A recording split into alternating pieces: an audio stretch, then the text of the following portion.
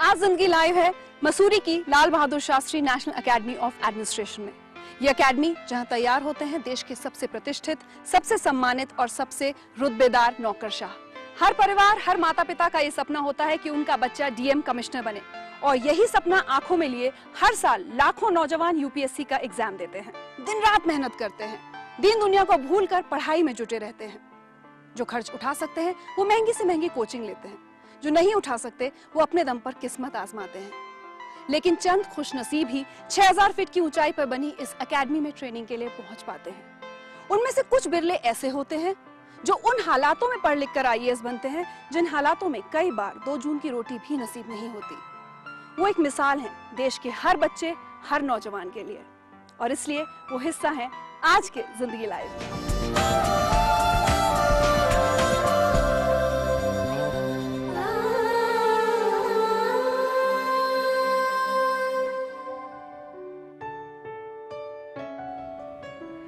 ये खेत कभी प्रेम कुमार सिन्हा के हुआ करते थे। कहते हैं किसान अपने खेत को बेटे से भी बढ़कर प्यार करता है, लेकिन सोचिए वो भी क्या जुनून होता होगा कि एक किसान पिता अपने बेटे को पढ़ाने के लिए अपने खेत ही बेच दे, खुद के दिन बेगारी में बिताए, लेकिन बेटे का सबसे कीमती सपना ना टूटने दे। प्रेम कुमार ने बेटे इंद्रजीत को आईएएस बनाने की कीमत अपने खेत बेचकर चुकाई। वो अपनी किडनी तक बेचने के लिए तैयार थे, लेकिन बेटे इंद्रजीत ने ये नौबत नहीं आने दी। झारखंड के एक छोटे से गांव के एक छोटे से किसान का बेटा देश का सबसे बड़ा इम्तिहान पास कर गया।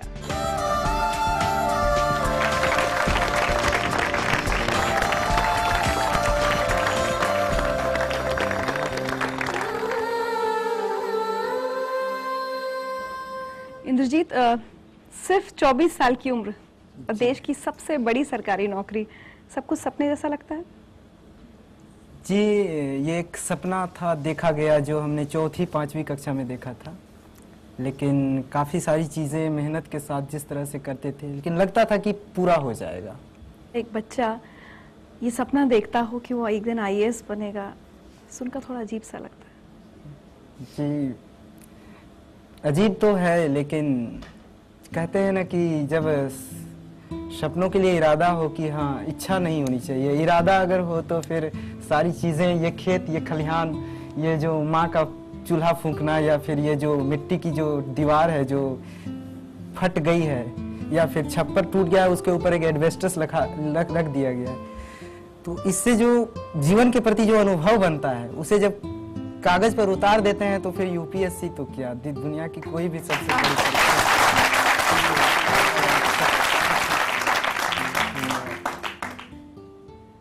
कब कैसे सोचा था आईएएस कुछ होता है? ये भी कैसे पता था? गांव में तो पता नहीं होता लोगों को। जी, एक्चुअली जब मैं 5वीं कक्षा का छात्र था तो उस समय एक चैप्टर हुआ करता था कि जिला प्रशासन। तो फिर मैंने पूछा था अपने सर से कि सर, जिला का मालिक कौन होता है? तो उन्होंने कहा था डीएम होता है। तो फिर मैंने कहा कि वो करता क्या है? तो उन्होंने कहा कि वो सड़क देता है, बिजली देता है, जिनके जो भूखे हैं उनको रोटी देता है, पानी देता है, ये सारी सुविधाएं उपलब्ध कराता है। तो उस दिन से हमारे मन में ये इच्छा हुई थी उस समय कि जो मुझे भी आईएएस ही बनना है। गांव से इससे पहले कोई, मुझे लगता है कि कितने पढ़े लिखे लोग निकले होंगे आपके गांव से? बहुत कम जो पढ़ने के लिए बाहर गए होंगे। मेरे बोकारो जिले की ये पहली घटना है कि किसी गांव के लड़के ने, मतलब है कि सफलता पिछले 60 साल के इतिहास में पहली सफलता केवल प्योर गांव से है।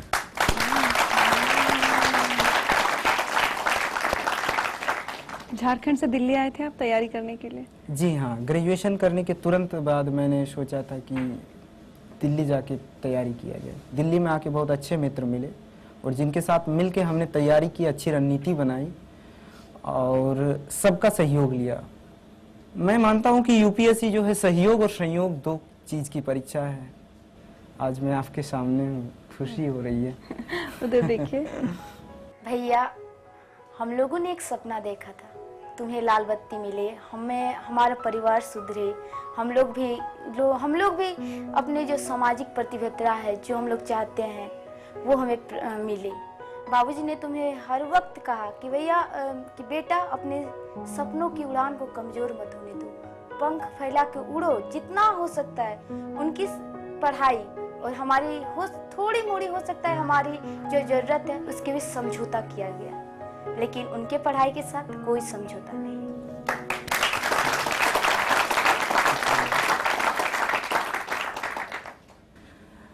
संघर्ष हमारे जीवन में बहुत ज़्यादा रहे हैं, लेकिन हमारी पढ़ाई को लेके हमारे बाबूजी ने कभी भी मतलब है कि कोई समझौता नहीं किया। उसके लिए उन्हें जो भी करना पड़ा। एक समय ऐसा था कि रहने के लिए घर नहीं था, तो फिर स्थिति ऐसी आई कि कैसे रहा जाए, मतलब कैसे क्या हो जाए। तो माँ लोग चली गई मामा घर, माँ और दोनों छोटी बहन।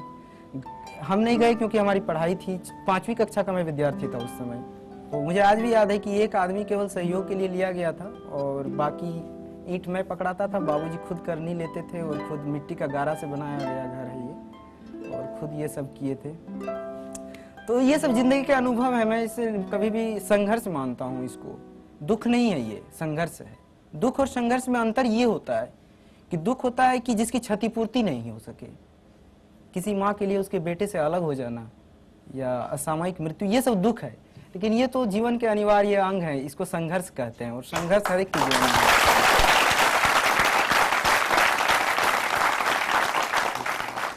पिता ने आपको पढ़ाने के लिए अपने खेत बेचे भी हैं? जी हाँ, हमारी 80% खेत बिक चुके हैं।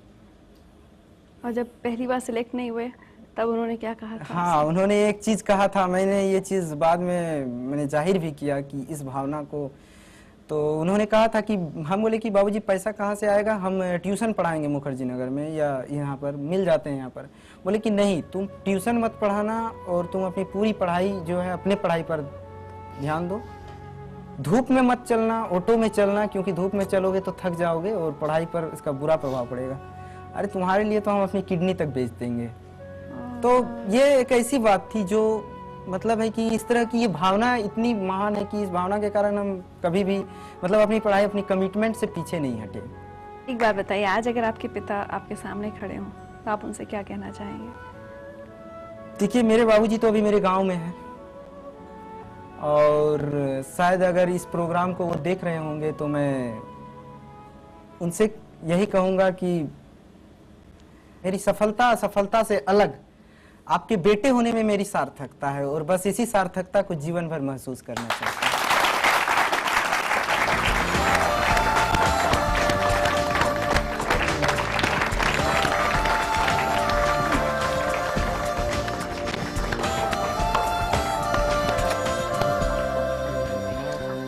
ये तो सरप्राइज। प्रेम कुमार जी, हाँ बोलिए। कभी सोचा था खेती किसानी करते वक्त कि एक दिन बेटा एक सरकारी अफसर, सबसे बड़े सरकारी अफसर की गद्दी पर बैठेगा? एकदम जब से इसको पढ़ाई में ख्याल आया तब से मैंने ये सोचा था, ये आज की सोच नहीं है। आपको पता था आईएएस क्या होता है? आईएएस क्या होता है ये पता नहीं था, लेकिन अफसर जो होते हैं मेरे जिला के, हाँ। उसको तो देखे थे। हाँ, सही बात है। कभी अपने बेटे से ये नहीं कहा कि अरे तुम नहीं कर पाओगे, तुम कहाँ, मैं नहीं तुम्हारा खर्चा पढ़ाई का उठा पाऊंगा? मैं कैसे कह दूं, वो कभी नहीं सोचा। मैंने खर्चा उठाने के लिए तैयार था, मेरे पास जमीन थी, जमीन बेच कर देते। मेरे पिताजी ने मुझे मरने के बाद दिए। अब वो जमीन मैं इसको देता मरने के बाद, तो ये मैंने सोचा कि मरने के बाद क्यों मैं दूं, अब ये दे दूं, और रहेगा तो बेटा का और नहीं रहेगा तो बेटा का। उधर देखिए। इंद्र जी के बेटा कैसे हो? आप खाने पाने के ध्यान दीजिए। आप तुम्हारे लिए गुड़ रोटी बनाई है। आप ट्रेनिंग ज़्यादा खाना पीना का ध्यान दीजिए। आज तुम्हारे लिए हम दुल्हन खज के रखे हैं, रिश्ता तय हुआ है। खाना आपको तैयारी गुड़ रोटी है।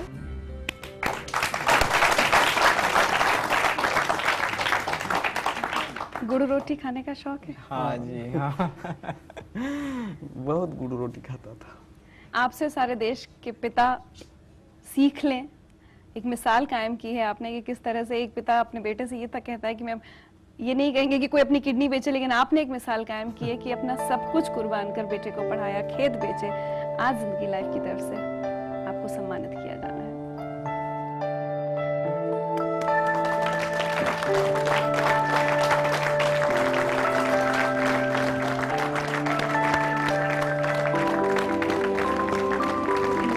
एक तोहफा आपकी।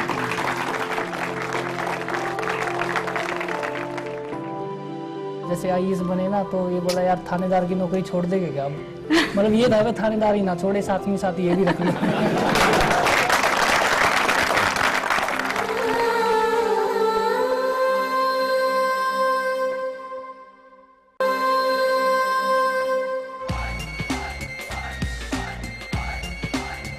ये हजारों की भीड़, ये रंग गुलाल, ये फूल मालाएं किसके लिए हैं? ये लोग किसको सराखों पर बिठाए हुए हैं? किसके स्वागत के लिए हरियाणा के उझाना गांव के लोग पलकें बिछाए बैठे थे? ना वो कोई नेता है, ना अभिनेता। हजारों की इस भीड़ का हीरो है कुलदीप सिंह चहल।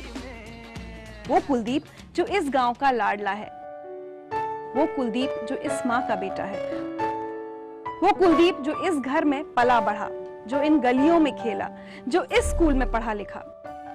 वो कुलदीप जो अपने पिता का नाम रोशन करने के लिए एएसआई बना। पिता खुश थे कि बेटा थानेदार बन गया है, लेकिन कुलदीप की मंजिल एएसआई नहीं, आईएएस थी।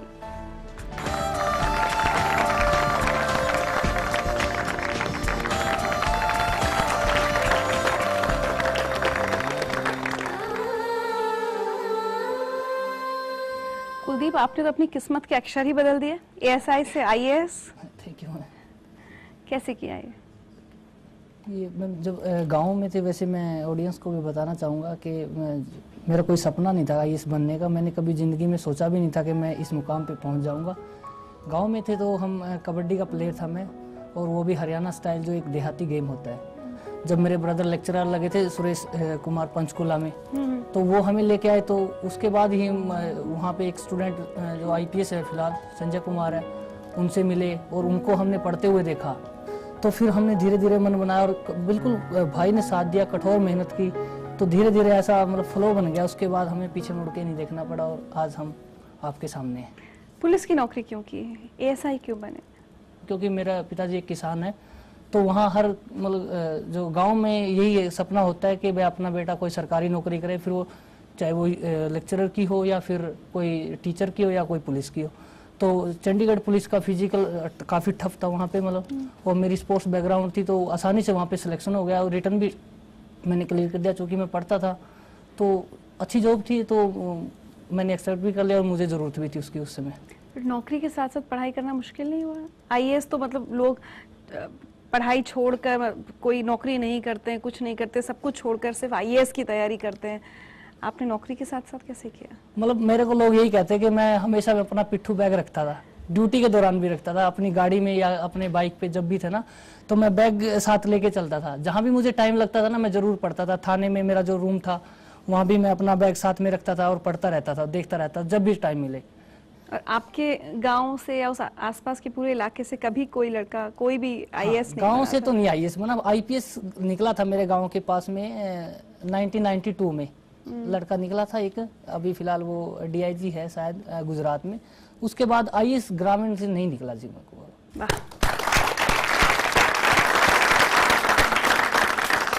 आइए आपको कुछ सुनवाते हैं उधर।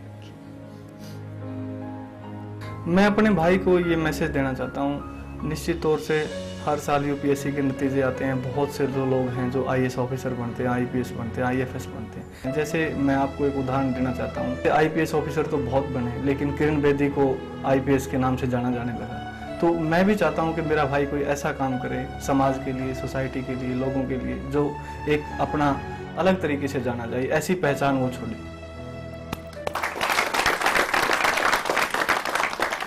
इन्होंने बहुत समय समय पर हमें गाइडेंस दी है और मैं ये कहूँगा अपनी लाइफ का बहुत बड़ा सेक्रीफाइस भी किया हमारे लिए। एक बात बताइए, जहाँ से आप आए हैं जी। और जहाँ तक आप पहुँचे हैं अभी तक, कितना मुश्किल सफ़र था? हाँ, मुश्किल तो मैम था, लेकिन फिर भी हर आपके हौसले इतने बुलंद हैं। काफ़ी तकलीफ़ें आई हैं। जैसे हम कुरुक्षेत्र यूनिवर्सिटी में एडमिशन लिया था हमने, तो कोई दिमाग पढ़ाई में नहीं चल पाता था इतना, ना ये पता था कि हम करें क्या, क्योंकि मैंने बीएड का एंट्रेंस दिया वो भी पास नहीं हुआ। तो मतलब ये एक सोचने वाली बात है। मैं फिर एमए सेकेंड ईयर में, जैसे ही मैं एमए सेकेंड ईयर में कुरुक्षेत्र यूनिवर्सिटी में हुआ, तो मेरा एक साल बहुत फ्रस्ट्रेशन में गुजरा। मुझे ये नहीं पता था कि मुझे क्या करना है। मैं ये सोच रहा था मुझे घर वापस नहीं जाना है, क्योंकि घर में इतना काम करते थे ना, मतलब आप सोच नहीं सकते कि हम सुबह से शाम तक गेहूं काटते, फिर उसको वो पूरा जो एक गांव में पूरा काम होता है वो पूरा काम करते थे हम। ये आपने किया है सारा? बिल्कुल, एक मैंने हल तो मैंने चलाया नहीं, बाकी हर काम किया। धान की खेती लगाते थे, मतलब कोई ऐसा काम नहीं है जो एक मजदूर नहीं करता वो मैंने ना किया हो।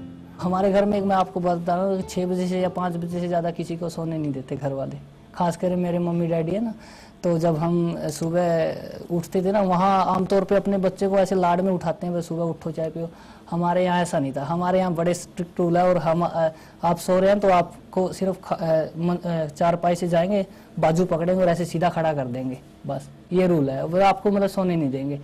हो सकता है मतलब ये एक शुरू से ही मतलब ऐसा एक मेहनत करने का जो आदत रही है। हाँ बिल्कुल, शुरू से ही हमारे खानदान में ऐसे ही है कि मेहनत करते हैं ज़्यादा। और मेरे पिताजी तो खास कर हमें ये नहीं पूछते थे कि आप पढ़ाई कर रहे हो, आपको ये पता होना चाहिए भैंसों को पानी पूरी तरह पिलाओ, बस पढ़ो ना कोई बात नहीं है। मतलब भैंसों का उनके प्रति बड़ा लगाव था, और आज भी बरकरार है वो।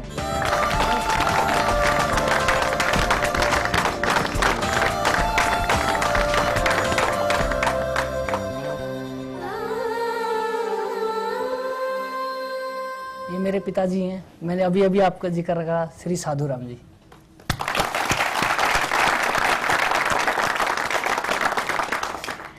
साधुराम जी, जब पहली बार आपके बेटे ने आपसे कहा कि ये आईएएस बन गया है, तो आपने क्या कहा था?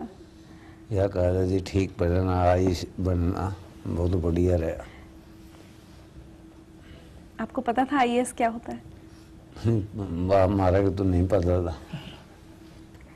कुछ ऐसा हुआ था कि आपने जब उन्हें कहा कि आईएएस बन गया हूँ तो वो थोड़ा घबरा गए थे कि थानेदार की नौकरी के छोड़? नहीं जी, घबरा तो क्या थे जी। जैसे आईएएस बने ना, तो ये बोला यार थानेदार की नौकरी छोड़ देंगे क्या अब? मतलब ये था थानेदार ही ना छोड़े, साथ में साथ ये भी रख लो।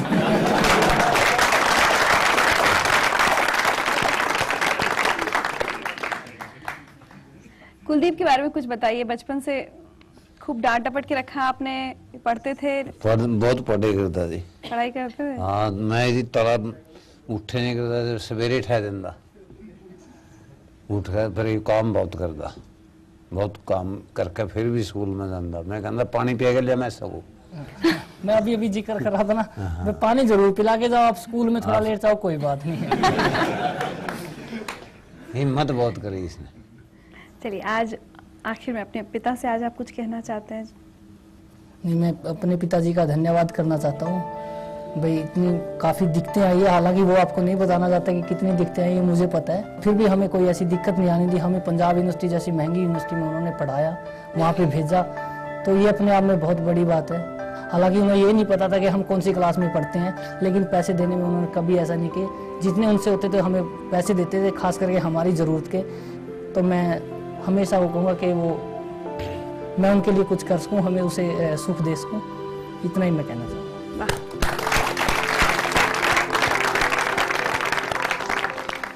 साधुराम जी, आपने अपने बेटे के लिए इतना कुछ किया है, ऐसे संस्कार दिए हैं, ऐसा बेटा इस देश को दिया है जो देश की सेवा करेगा। हम आज आपका सम्मान करना चाहते हैं जिंदगी लाइफ।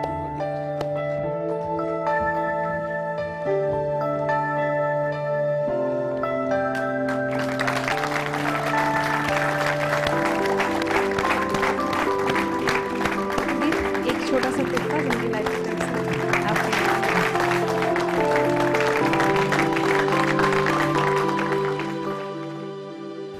जो सपना था उसको ईश्वर ने पूरा किया और हम बहुत खुश हैं। हम क्या, हमारा पूरा परिवार बहुत खुश है।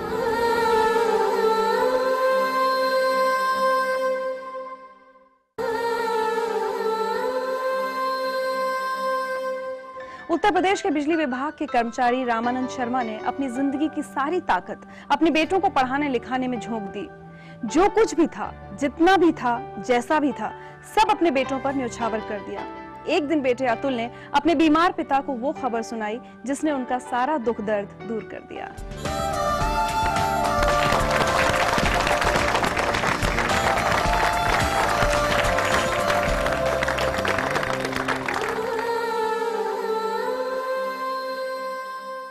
अतुल, कई साल की मेहनत सफल हो गई, अच्छा लगता है अब? बहुत अच्छा लगता है। सफलता मिलना अपने आप में एक अच्छा एक्सपीरियंस है। सफल व्यक्तियों से ही पूछा जा सकता है, वो फील कर सकते हैं, लेकिन बताना बहुत मुश्किल है। लेकिन आपको सफलता इतनी आसानी से नहीं मिली। सफलता लगभग सभी लोगों के केस में आप देखो तो आसानी से नहीं मिलती है, उसे आपको स्नैच करना पड़ता है, खासकर ऐसा कंपटीशन का युग जब होता है। सुख सुविधाएं बहुत ज्यादा नहीं मिली हैं आपको शुरू से? हाँ, सुख सुविधाएं नहीं मिली हैं, बस एक चूंकि मिडिल क्लास फैमिली को मैं बिलोंग करता हूँ, बल्कि आप लोअर मिडिल क्लास फैमिली कह सकती हैं। पापा मेरे गवर्नमेंट जॉब में हैं, थे उस समय, सरकारी नौकरी में उनकी क्लर्क ग्रेड पे पोस्टिंग थी। तो उस समय तो पेमेंट भी ज़्यादा नहीं होती थी, तो 4 बच्चे हम लोग चूँकि सभी थे, और पापा सभी को लगातार प्रेरणा देते थे, सभी के लिए एक करते थे। क्लर्क ग्रेड में थे आपके पिता, आपने बताया, और ऐसा पिता सपना देखता है कि उसका बेटा सिविल सर्विसेज में जाएगा, एक बहुत बड़ा सपना था उनके लिए, बहुत नामुमकिन सा सपना। हाँ, हम लोगों के लिए, जैसे कि एक छोटे परिवार से हम लोग आए थे। सुल्तानपुर हमारे पापा का होम डिस्ट्रिक्ट है यूपी में।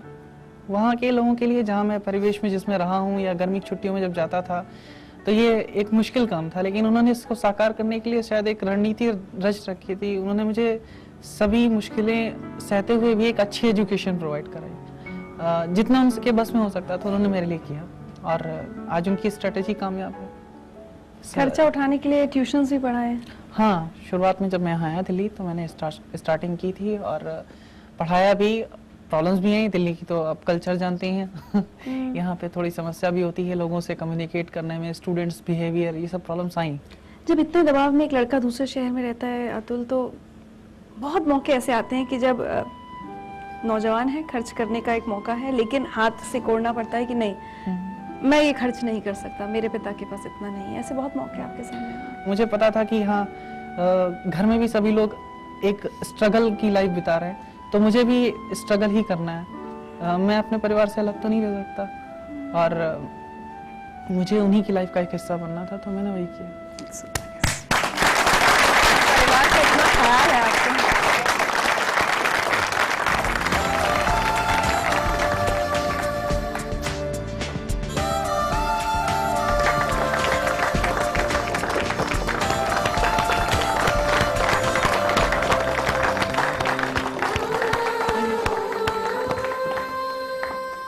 ये मेरे पापा हैं, श्री रामानंद शर्मा।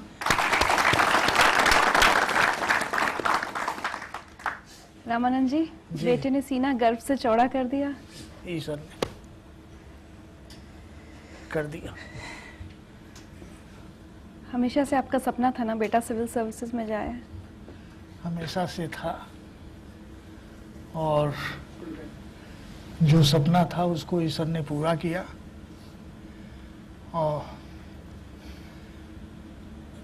हम बहुत खुश हैं। हम क्या, हमारा पूरा परिवार बहुत खुश है। आज लगता है कि मेरा बेटा एक आदर्श बेटा है, इसने आज तो मुझे फख्र महसूस करने का मौका आज दिया। तो फख्र है ही है। आज हमें हर माने में यह है कि इतनी मुसीबत से के किसी तरह से ये अपना हमारे सामने ऐसा गौरव खड़ा कर दिया है, जिससे कि हम क्या, जो सुनता है, दुनिया सुनती है, तो उसको भी नाज होता है। पैरालिसिस का अटैक कब पड़ा? ये सन 2 में पड़ा है, 2002 में। 7 साल हो गए। हाँ। अतुल, पापा की बीमारी की वजह से भी बहुत दिक्कतें आई घर में? उस समय काफ़ी दिक्कतें आई थी। पहली बार जब ये सब हुआ तो हॉस्पिटल की फीस जमा करना वगैरह में ये हुआ कि इधर उधर से अरेंज करना, क्योंकि ये तो पैरालिसिस हो चुकी थी, तो ये साइन भी नहीं कर सकते थे। अगर बैंक में कुछ पड़ा भी हुआ था तो ही कुड नॉट साइन, तो पैसे भी नहीं निकल सकते थे, तो इस वजह से प्रॉब्लम बहुत ज़्यादा हुई। इस सब दिक्कतों के बीच आपको अपनी पढ़ाई लिखाई करते रहना था? हाँ, मेरा MA का एग्ज़ाम उस समय चल रहा था। मैंने BSc के बाद MA किया, तो MA का जब एग्ज़ाम चल रहा था तो उस समय फाइनल ईयर्स चल रहे थे मेरे, तो दिक्कत तो हुई। लेकिन कहते हैं कि चूँकि अच्छी फैमिली मिली थी, हम लोग चारों भाइयों के अंदर इतना अच्छा कोऑर्डिनेशन है। भैया ने इस चीज़ को समझा, वो लगातार वहाँ प्रेजेंट रहते थे। उन्होंने मुझे बिल्कुल फ्री कर दिया था, और ये छोटे भाई तो क्या कहूँ, कांट से एनीथिंग। अतुल, उधर देखिए।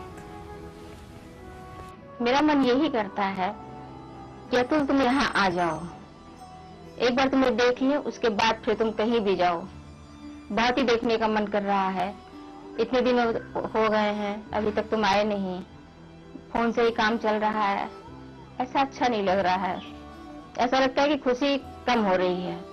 आ जाओगे तो डबल हो जाएगी।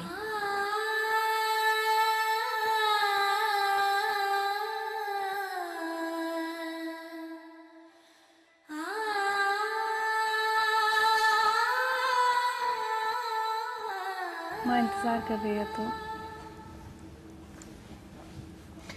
आज कह रही हैं, पहले तो कभी कहा ही नहीं। जानते नहीं यहाँ ज्यादा जरूरी काम बचा हुआ है, उन्हीं की प्रेरणा है, उन्हीं का सब दिया हुआ है जो आज मैं यहाँ सफलता से बैठा हुआ हूँ। और मैं मनाता हूँ कि भगवान हर किसी को ऐसे ही मानता है।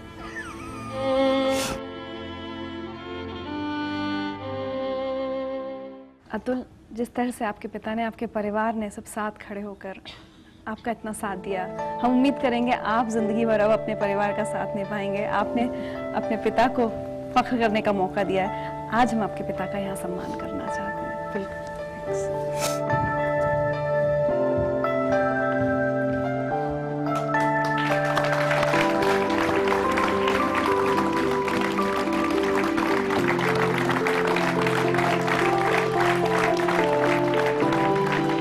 एक तोहफा जिंदगी लाइफ की तरफ से आपके लिए। Thank you.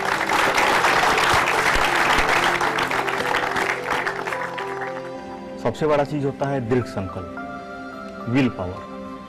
और आईएएस तो बहुत छोटी चीज है, अगर आदमी के पास विल पावर हो तो बहुत कुछ प्राप्त कर सकता है।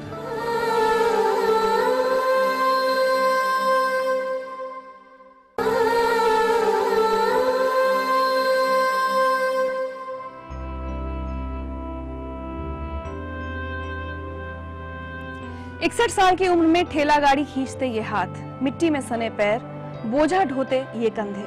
मुरारी प्रसाद गुप्ता पिछले 40 साल से बिहार के एक छोटे से गांव में ठेला चला रहे हैं। यही इनकी रोजी रोटी है। गांव के लोग कई साल से इन्हें पागल कहते आ रहे हैं, इनका मजाक उड़ाते आ रहे हैं। जानते हैं क्यों? क्योंकि इन्होंने एक ऐसा सपना देखा जो एक आम मजदूर सोच भी नहीं सकता। बेटे को बड़ा सरकारी अफसर बनाने का सपना। शायद इन्हें देखकर इनके सपने पर कोई भी हंसेगा, आप भी। लेकिन आज आप इन पर मत हंसिएगा, क्योंकि आज ये पागल मजदूर एक आईएएस ऑफिसर का पिता है। ये कहानी है एक साधारण मजदूर के असाधारण बेटे संतोष कुमार गुप्ता की।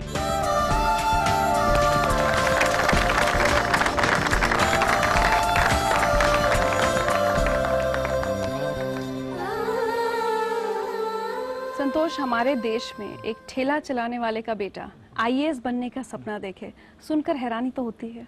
हैरानी होती है, लेकिन सबसे बड़ा चीज होता है दृढ़ संकल्प, विल पावर। और आईएएस तो बहुत छोटी चीज है, अगर आदमी के पास विल पावर हो तो बहुत कुछ प्राप्त कर सकता है। बहुत मेहनत की है आपने। मेहनत तो बहुत की है, क्योंकि हमारे पास उतना हमारा सामाजिक, आर्थिक और शैक्षणिक पृष्ठभूमि इस तरह का था कि कोई प्रॉपर गाइडेंस नहीं था बताने वाले, क्या चीज़ तैयारी करना चाहिए, क्या चीज़ पढ़ना चाहिए, क्या चीज़ नहीं पढ़ना चाहिए, कौन सा विषय लेना चाहिए। नहीं हमारे पास ट्यूशन कोचिंग मौजूद थे कि हम बाहर में, नहीं हमारे परिवार में कोई पढ़ा हुआ था। हम अपने परिवार के बड़े लड़के, तो हम भटकते भटकते अपना रास्ता हमने स्वयं तलाशा, हमने स्वाध्याय किया। संघर्ष में ही हम सौंदर्य को भी देखे, संघर्ष में हमने सफलता को भी देखा, और लग रहा था अंदर से पूरी तरह विश्वास था कि हमें सफलता निश्चित मिलेगी, और मिल भी गया। अपने माता पिता को कितना श्रेय देते हैं आप अपने इस सफलता के लिए? इस सृष्टि में आने में ही माता पिता का पूरा श्रेय है। और रही बात सफलता में, तो सफलता का पूरा सहयोग माता पिता का है। उनका सहयोग से ज़्यादा उनका आशीर्वाद है, और ईश्वर का भी आशीर्वाद है। आपसे कोई मिलने आया है?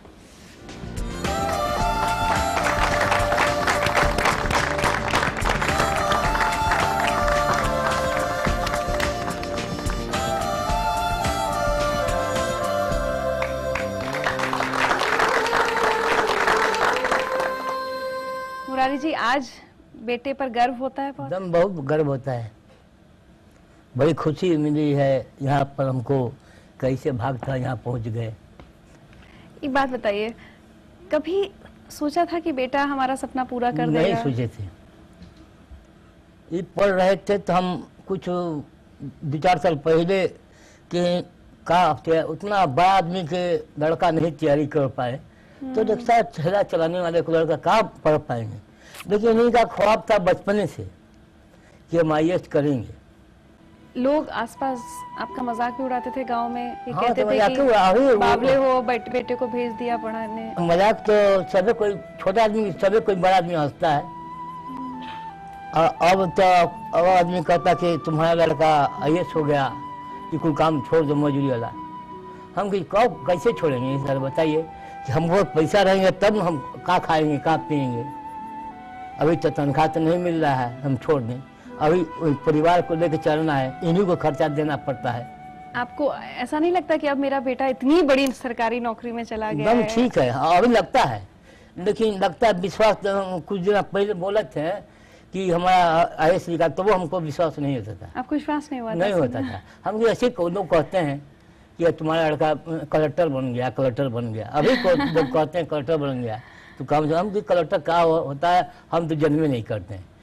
संतोष, सुनकर कितना अजीब सा लगता है। आपके पिता को ये नहीं पता IAS का मतलब क्या है, और ऐसे पिता का बेटा देश का सबसे मुश्किल इम्तिहान पास कर लेता है। हम तो यही कहते हैं इनको कि आप बढ़िया बढ़िया काम कीजिए और खुशी होगा, ईमानदारी से काम कीजिए, सबको भलाई कीजिए, घूस मत कमाइए, मेहनत करिए, जो मजदूरी है कोई मत करिए, घूस मत किसी को दीजिए।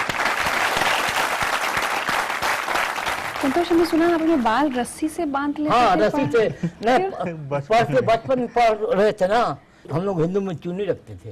और चुनिया सोतरी बांध के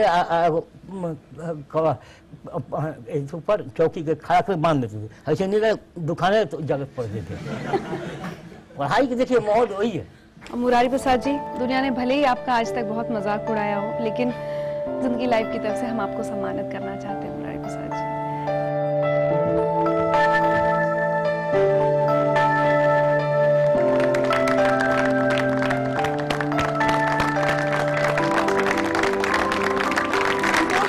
जिंदगी लाइव की तरफ से आपके लिए ये तोहफा आपकी नौकरी के लिए।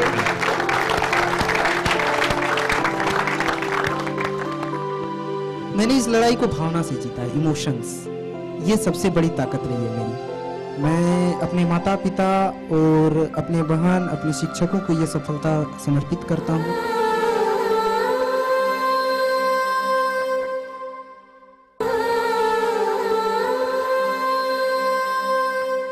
जिंदगी लाइव में आज हमने आपको मिलवाया कुछ ऐसे बिरले नौजवानों से जिन्होंने मुश्किल से मुश्किल हालात का सामना करते हुए देश के सबसे मुश्किल इम्तिहान को पार करके दिखाया। इनकी कहानियां एक सबक हैं हम में से बहुत से ऐसे लोगों के लिए जो हर सुविधा होने के बावजूद अपनी असफलताओं के लिए हालात या किस्मत को जिम्मेदार ठहराते हैं। अब मेरा एक सवाल आप सबसे है, इस साल अगर आप सिलेक्ट नहीं होते तो आप क्या करते? अल्टरनेटिव सोचा था, कुछ कॉर्पोरेट जॉब में जाने के लिए सोचा था, लेकिन कुछ देर बाद ही मुझे एहसास हो गया कि मुझे ऐसा नहीं करना है और अपनी जो मेहनत है इतने सालों की उसे व्यर्थ नहीं जाने देना है। तो आफ्टर ऑल मैंने ये डिसाइड किया कि मुझे वापस यहीं आना है। कोई दो लाइनें कहीं किसी की कही हुई जो आपको इंस्पायर करती है? वक्त आने दे बता देंगे तुझे ऐ आसमां, हम अभी से क्या बताएं क्या हमारे दिल में है। सिविल सर्विसेज ही हमारा एम था, तो सेंट्रल के साथ साथ स्टेट सिविल सर्विसेज था और इसमें भी हम अंततः सफल होते रहे। और हमें ईश्वर पे विश्वास था, इतना विश्वास था कि ईश्वर अंधा नहीं है, वो न्याय जरूर देगा। मुश्किलें दिल के इरादे को आजमाती है, स्वप्न के पर्दे निगाहों को हटाती है, हौसला मत हार गिर के वो मुसाफिर, ठोकरे इंसान को चलना सिखाती है।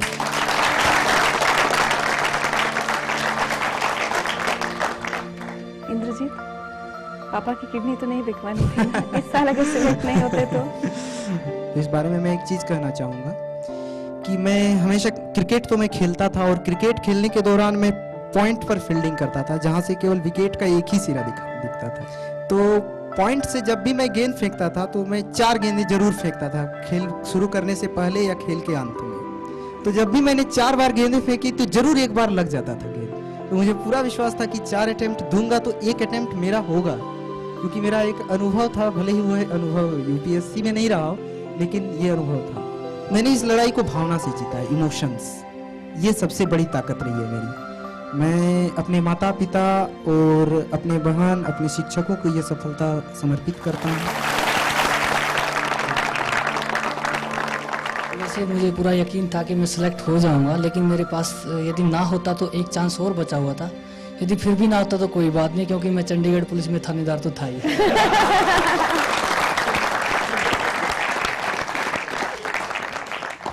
वाकई आज हमारे आसपास ज्यादातर माता पिता सारी ताकत झोंक देते हैं अपने बच्चे का एडमिशन बड़े से बड़े नामी गिरामी स्कूल में कराने के लिए। हर वक्त इसी उधेड़-बुन में रहते हैं कि बच्चे को ज्यादा से ज्यादा सुख सुविधाएं, ऐशो आराम दें। जबकि देखिए हमारे आज के मेहमानों को, इनके माता पिता तो मुश्किल से 2 वक्त का खाना जुटा पाते होंगे इनके लिए, और इन्होंने सिर्फ एक इम्तिहान ही पास नहीं किया है, इन्होंने मिसाल भी कायम की है, इन्होंने रास्ता भी दिखाया है, इन्होंने एक सीख भी दी है कि अगर ये लोग अपनी जिंदगी की सबसे नामुमकिन ख्वाहिश को मुमकिन कर सकते हैं तो आप क्यों नहीं। बिना ऐशो आराम, बिना सुख सुविधाएं, बिना बड़े बड़े स्कूलों की पढ़ाई, अगर ये लोग सिर्फ और सिर्फ अपनी मेहनत के दम पर अपनी जिंदगी को लाइव बना सकते हैं तो आप क्यों नहीं। गोद में उनकी मैं खुशी से झूम लेता हूँ, लगाकर एक चक्कर अपने माँ बाप का, मैं एक पल में सारा विश्व घूम लेता हूँ। मैं भी आप लोगों के ही बीच से हूँ और मुझे भी आज विश्वास जागा है कि मैं भी इस मुकाम पर एक दिन जरूर पहुँचूंगा। आप लोगों से बातें करके, इतना सब कुछ सुन के बस एक ही चीज़ लगती है कि अगर आंखों में सपने हों और मन में कुछ कर गुजरने की चाह, तो मंजिल तक पहुंचने से आपको कोई ताकत नहीं रोक सकती।